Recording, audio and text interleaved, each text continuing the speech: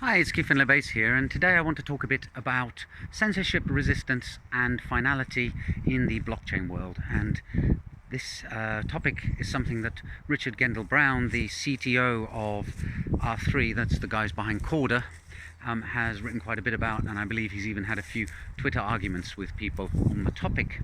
So what's that all about then? Well, if you have a permissionless blockchain, that means that anybody is allowed to submit transactions and anybody is allowed to participate in the process of adding those transactions to the blockchain, which then locks them down, and the idea is that they're confirmed and settled and not meant to be reversible. But in actual fact, it's probabilistic finality, as Richard points out. There is always a chance that the block that contains your transaction gets thrown out and replaced with a different one. Now, as more blocks are added, the probability of this happening gets smaller and smaller, but it's not completely out of the question that, say, somebody invented a super powerful miner that was 100 times more powerful than the rest of the mining network at this moment.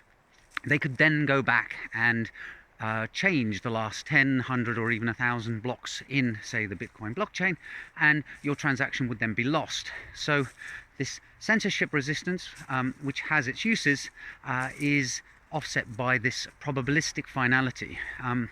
So up to this point, I agree with Richard. However, I think that he hasn't gone on to focus on what finality actually means. Now, maybe he'll correct me and point me to a whole bunch of papers and a thesis that he's written on this topic, but the thing to me is I have to start thinking, what is finality? Now, in the centralized world, I don't see finality. If you have a central authority in charge of a database, they can arbitrarily go and change a transaction.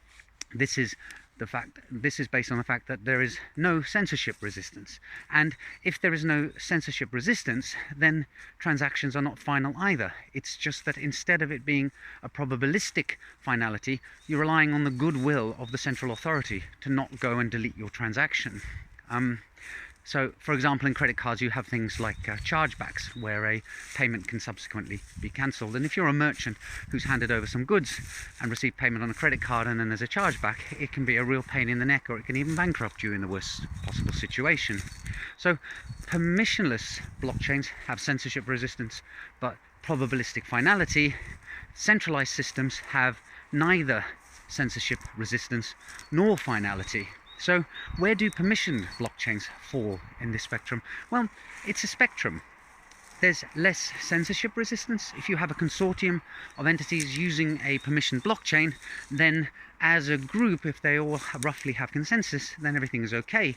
But if you're the one party that everybody else decides to pick on, you can possibly get kicked off the system, or you could have your transactions rewritten. So I don't see how a permissioned blockchain has finality either. It really comes down to that word, finality. I don't think anything has finality.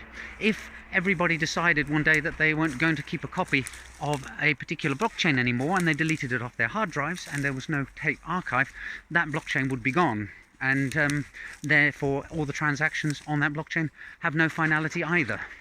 So I'd really like to see more on what the real meaning of finality is, and I suspect the answer will be that there is absolutely no such thing. Anyway, that's today's thought. Hope you found it interesting, and see you in the next video soon. Bye for now.